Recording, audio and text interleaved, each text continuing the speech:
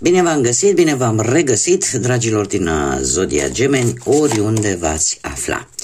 Iată-ne la o nouă lectură împreună din nou, o lectură generală pentru ultima perioadă a lunii septembrie, mai exact perioada cuprinsă între 22-30 septembrie. Așa că, dragilor, toți cei care aveți soarele, luna, Venus, ascendentul sau oricare alt aspect astral important pentru voi din harta voastră natală și care are legătură cu Zodia Gemeni, această lectură este de asemenea și pentru voi. Ca de fiecare dată, nu uitați, voi sunteți cei care vă construiți viitorul în funcție de alegerile și deciziile voastre. Așa că vă rog să luați decât acele mesaje care vor rezona cu voi, restul lăsați-le să zboare în univers, pentru că sigur sunt pentru alte energii care într-o mai mică sau mai mare măsură au o legătură cu Zodia Gemeni. Și haideți să începem această nouă lectură cu acest pachet de cărți de Lenormand și să vedem ce ne spune. Haideți să vedem. Dragii mei, există posibil, există o anumită manipulare posibil, o anumită stare destul de negativă, un anumit sfârșit al unei situații care te va îndemna oarecum să acționezi, cum să spun eu, să acționezi și acțiunea voastră într-un fel sau altul să creeze anumite neînțelegeri. Cum de asemenea există, nu trebuie, cred eu, părerea mea, intuitiv pe care o spun, este că de multe ori aveți senzația, lasă că am un dram de noroc. Și lucrul ăsta nu se va întâmpla. Nu e chiar așa. Nu știu dacă e cea mai bună perioadă a voastră, acest sfârșit de septembrie, în a miza foarte mult pe noroc. De ce? Pentru că lucrurile, într-un fel sau altul, ori aceste manipulări, ori aceste sfârșituri, aceste situații care se termină într-o manieră destul de dificilă pentru voi, te vor îndemna într-un fel sau altul să acționezi, dar rezultatul nu va fi unul tocmai grozav, aș spune. Poate să fie să vă creeze anumite îndoiele, anumite temeri, anumite dificultăți, anumite obstacole sau anumite neînțelegeri. Așa că, din păcate trebuie să vă spun, nu este o perioadă în care să vă lăsați purtați, lasă că nu știu, mă duc eu și arăt eu lui respectivul, da? Sau lasă că, eu aș spune că nu este cea mai bună perioadă în a acționa impulsiv, în a acționa fără să vă gândiți și să mizați decât pe ideea, eu știu, lasă că știu eu că o să fie bine. Fără să aveți nimic palpabil, fără ca situația să se prezinte de așa natură încât să-ți dea ideea asta, da, dacă acționez în felul cutare, o să fie bine. Nu vă bazați pe hazard în această perioadă. Asta e ce îmi spune Lenormand. Și mai ales dacă e vorba, trebuie să vă spun acest aspect, dacă e vorba de ceva legat de proprietăți, moșteniri, ceva de genul ăsta, după decesul cuiva, se vor crea neînțelegeri. Haideți să vedem acum ce ne spune și tarotul. Știți cum e?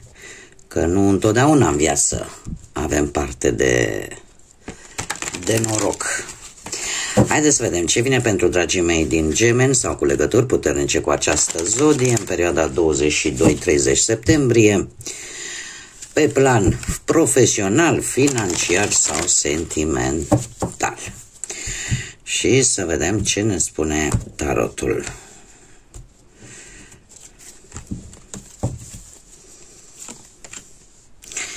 Pe plan profesional, dragii mei, pe plan profesional există o perioadă destul de săracă în oferte de joburi. Pentru cei care sunteți în căutarea unui job, cel puțin la începutul acestei perioade, cuprinse 22-30 septembrie. Acest 5 de monede îmi spune că unii dintre voi ori ați pierdut locul de muncă, ori sunteți pe punctul de a-l pierde. Și lucrul ăsta vine la pachet și cu anumite adversități, poate materiale sau poate pur și simplu la locul actual de muncă nu câștigați suficient pentru necesitățile voastre. Lucru care vă va face în această ultimă perioadă și se coroborează foarte bine cu ce spune Lenormandu, veți lăsa în urmă ori un job, ori poate, nu știu, cineva care v-a promis, dacă erați în căutarea unui job, care v-a promis un job, parcă simțiți voi că nu e tocmai de încredere sau pur și simplu vedeți că nu dă niciun rezultat. Nu vedeți nimic. Parcă mai mult aveți de pierdut pe planul ăsta profesional. Avem un 8 de cupe care îmi spune, domne, ori vei renunța brusc la jobul actual, pentru că există aici o stare de decepție. E ceva care nu vă împlinește și în special în acest pachet de cărți de tarot, de obicei în tarotul Rider-Waite, cel oficial, toate aceste 8 cupe sunt în picioare. Aici avem 3 deja care sunt la pământ. Asta îmi spune că deja ceea ce pe tine te-a ținut legat de respectivul job a început să se dărâme ca un joc de cărți. Da? Și cumva nu mai găsești stimulentul ăla de a rămâne la actualul job. Și atunci gândul tău este să lași în urmă. Adică ce a rămas în picioare, ca să zic așa, ceea ce pe tine te-ar fi stimulat să mai rămâi, cumva nu mai este, e prea puțin și nu mai este de ajuns. Și atunci această decepție te va face să te îndepărtezi. Și asta pentru că acum, după considerentele voastre, acum cât încă vă simțiți în siguranță, da? Dar vă dați seama că e ceva aici care nu prea vă mai folosește. Acum, sfârșitul acestei luni, septembrie, vine și cu acest 3 de cupe. Din câte văd, pe partea asta a muncii, multe lucruri sunt legate de ceea ce simțiți voi. Sunteți probabil un pic mai emotivi, aș spune. Un pic mai atenți la ceea ce voi vă doriți, la ceea ce voi simțiți. Acest 3 de cupe îmi spune că, într-un fel sau altul, vor veni zile bune. Chiar dacă nu până la sfârșitul lui septembrie, undeva la începutul lui octombrie, sunt mari șanse să, cu ajutorul, nu știu, prietenilor, familiei, cercului restrâns, într-un fel sau altul, să te bucuri de un nou job. Dar eu, din câte văd aici, gândul vostru este ca, cel puțin cei care aveți un job actual, să-l lăsați în urmă. Acum, tocmai de aceea vă spun. Iar cei care sunteți, tocmai de aceea vă spun, haide ca să nu încurc ideile, tocmai de aceea vă spun că luați decât ceea ce rezonează cu voi. Nu toată lumea se poate regăsi. Eu las cărțile să-și aleagă energiile. Pentru cei care căutați un job, într-adevăr, dezamăgiți de cineva care poate v-a promis ceva și nu se va ține de cuvânt, veți fi decepționați, dar în perioada imediat următoare, după septembrie, undeva la începutul octombrie, există șanse mari ca ajutați de prieteni, ajutați poate de familie și de cercul vostru restrâns să puteți chiar celebra obținerea unui nou job. Haideți să vedem acum pe plan financiar. Pe plan financiar avem, ca și zodii, avem zodia Berbec, Scorpion și zodii de aer, la fel ca și voi, Gemeni, Balanță, Vărsător. Dragii mei dragi, eu aș spune că pe partea asta a finanțelor lucrurile stau un pic mai stabil, să zicem. De ce? Sunteți mult mai organizați, mult mai atenți la ce bani intră, la ce bani cheltuiți. Sunteți, în afară de faptul că sunteți mai organizați, sunteți și mai autoritari.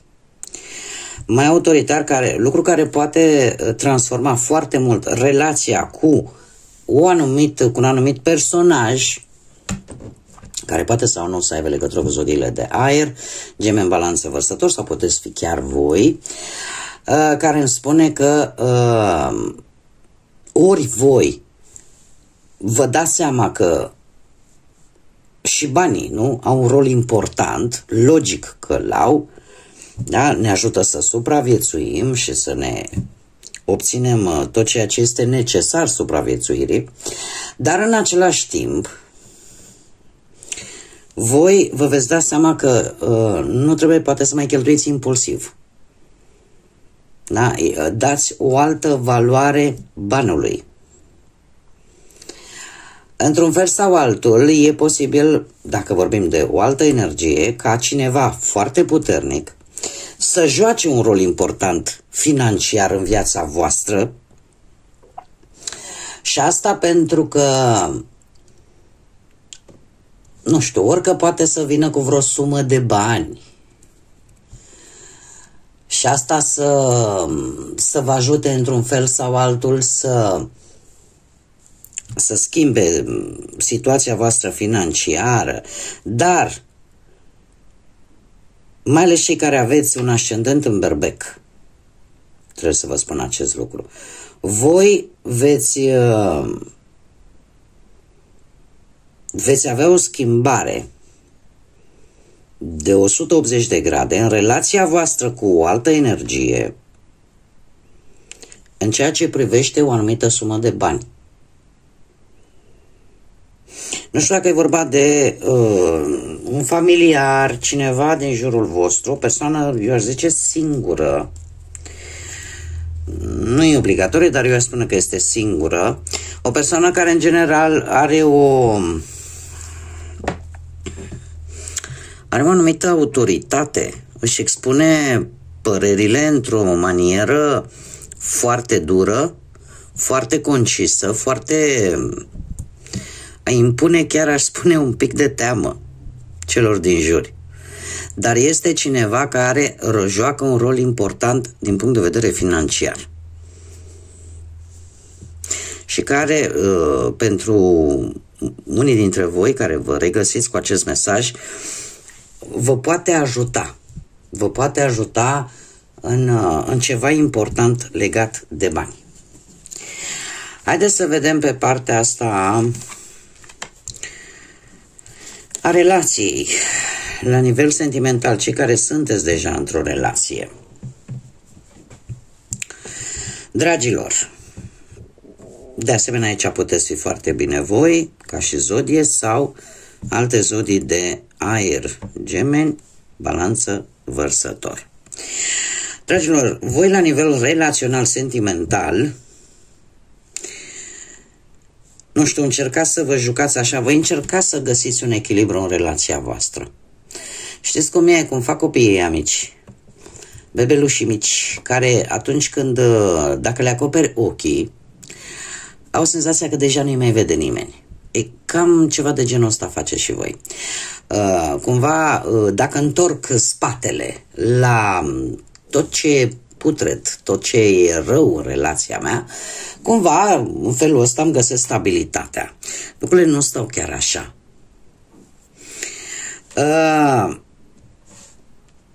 Pentru voi, uite, vezi, ce înseamnă să nu fiu foarte atentă la următoarea carte. În general, da, dacă întoarcem spatele la anumite discrepanțe, la anumite lucruri rele din viața noastră, asta înseamnă că ele se vor rezolva. Dar în cazul vostru se pare că funcționează în relația voastră. De ce? Pentru că voi aveți câștig de cauză. Un câștig de cauză în care ori voi reușiți să-l dominați mai mult pe celălalt, din câte văd eu aici. Faptul că poate nu luați în calcul, nu știu, dau un exemplu. E strict un exemplu. Doamne, dacă unul dintre voi toacă mult, taca, și uite, aia nu-i bine, și uite de ce ai făcut-o pe aia, și uite de ce ai dres-o pe aia, și așa mai departe, ori voi, pur și simplu, nu luați în calcul aceste lucruri și lăsați toată această furtună, toate aceste lucruri, le tratați cu indiferență, asta, paradoxal, face ca relația voastră să funcționeze sau face ca voi, într-un fel sau altul, printr-o indiferență, aș spune, voită, să ieșiți oarecum învingător și să vă impuneți în același timp. Acum nu știu dacă unii dintre voi aveți, perechea voastră are la fel legături cu zodii de aer. Gemeni, Balanță, Vărsător, sau e vorba strict de voi, sunteți mult mai duri, mult mai fermi, mult mai autoritari, dar și mult mai dominanți. Și eu aș spune că în ultima perioadă din septembrie, dacă aveți ceva decizii importante de luat, pe voi nu o să vă afecteze sentimentele, emoțiile, nu veți fi foarte pragmatici, foarte fermi, foarte duri. Și se pare că vă veți impune într-un fel sau altul punctul de vedere, într-o modalitate în care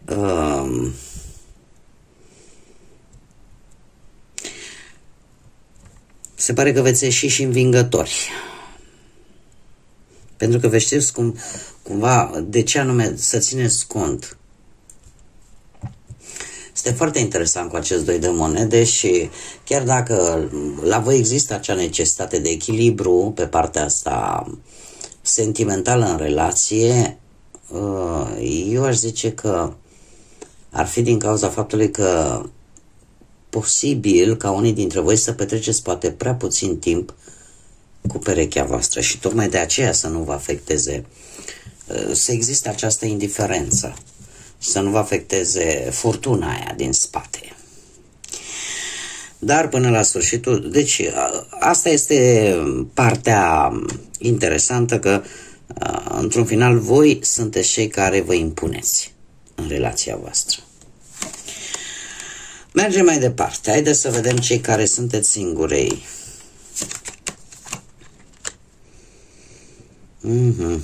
Dragii mei, dragi, se vede treaba încă de la începutul lecturii, că lucrurile vor fi foarte tumultoase, cam pe toate aspectele.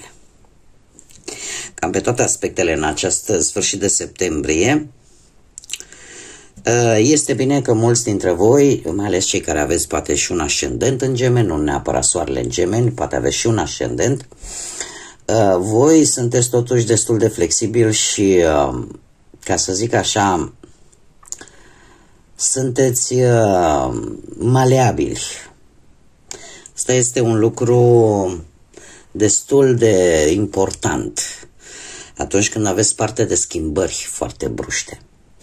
Acum, trebuie să vă spun că, nu știu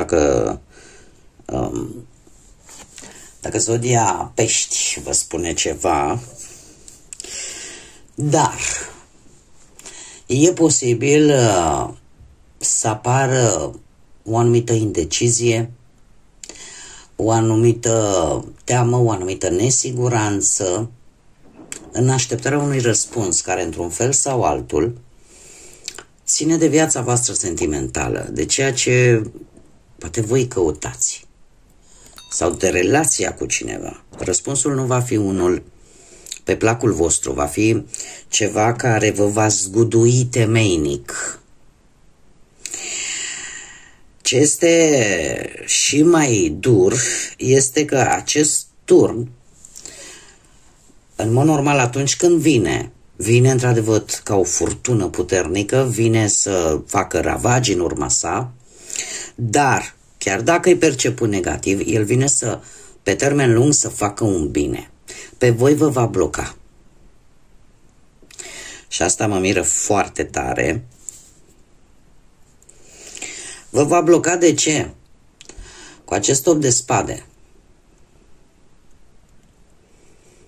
Că vă va răni. Și asta poate să fie.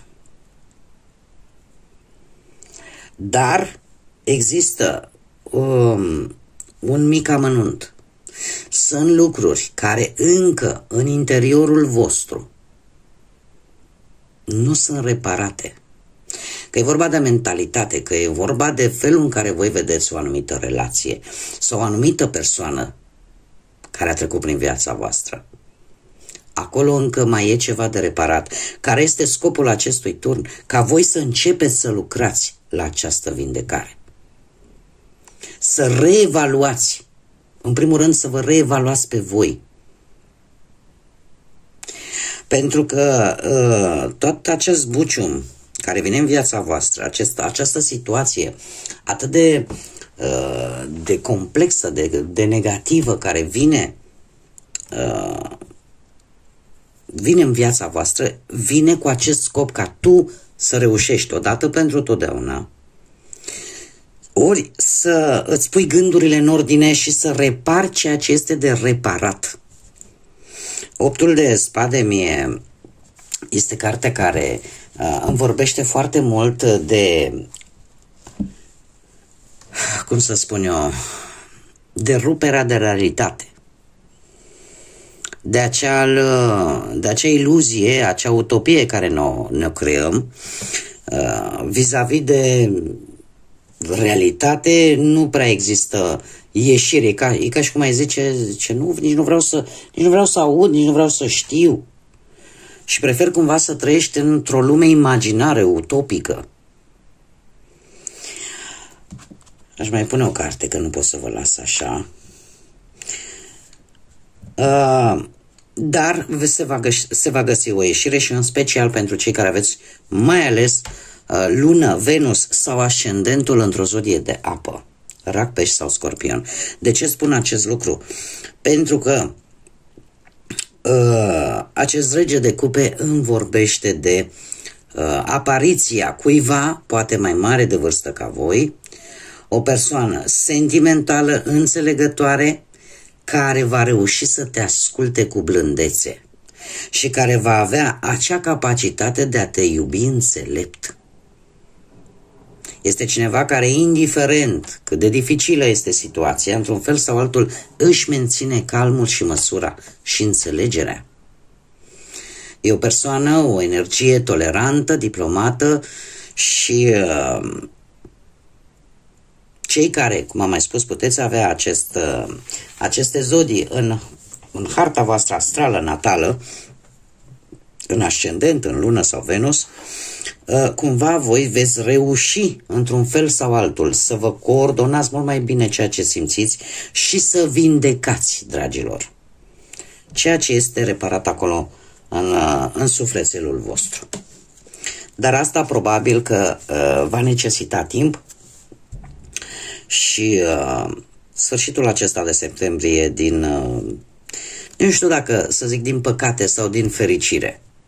Pentru că ceea ce este negativ acum, dacă știm să ne rezolvăm problemele interioare, dacă știm să ascultăm de sfatul divinității, al destinului, al universului, al cui vreți voi, învățăm.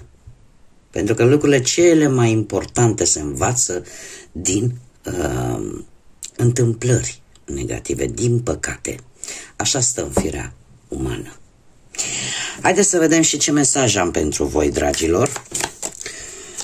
Pentru dragii mei din Gemeni, un mesaj, te rog, pentru perioada 22-30 septembrie.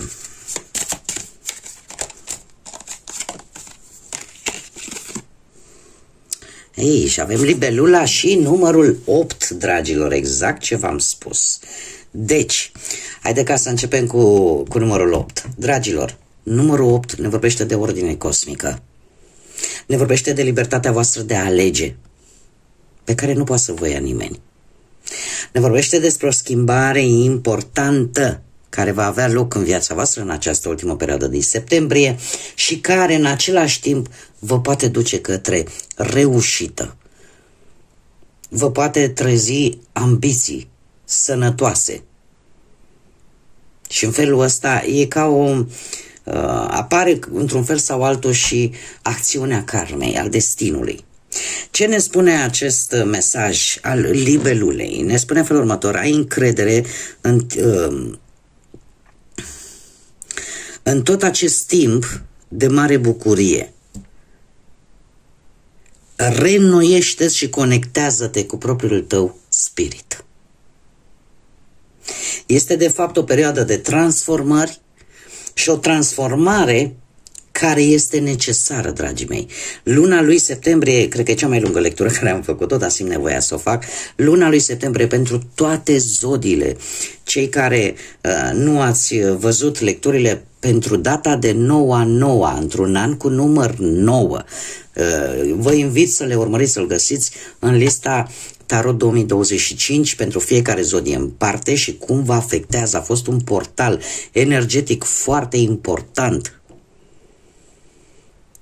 Așa că, dragilor, aveți încredere în primul și în primul rând în voi și trebuie să aveți încredere că nimic nu este întâmplător, indiferent că e, cât de negativ ar fi și ar veni în viețile noastre, sunt făcute ca să ne facă mai puternici.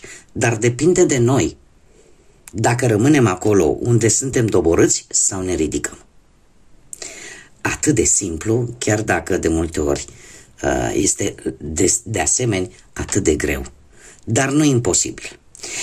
Până data viitoare, când ne vom reîntâlni, eu vă mulțumesc pentru prezență. Cum am făcut-o și la celelalte zodii anterioare vouă, simt nevoia să vă spun, dintr-o întâmplare pe care nu mai povestesc aici, dragilor, fiți mai buni. Folosiți această expresie bine consacrată și mai puțin înțeleasă poate de unii, atunci când nu poți face un bine, cel puțin nu face rău. Chiar dacă mi se spune cine sunt eu să dau sfaturi, eu nu, eu dau îndemnuri, cine vrea să le urmează, cine nu, nu. Încercați să mergeți cât mai mult cu acea căldură sufletească. Pentru că fiecare, ceea ce emană, de multe ori, aia va primi. Emană venin, karma nu doarme, va avea parte de venin. Eu vă doresc să emanați lumină, căldură sufletească, atât pentru voi cât și pentru cei din jurul vostru. Așa că, zise toate acestea, mulțumesc tuturor pentru sprijin, pentru like-uri, comentarii, distribuiri.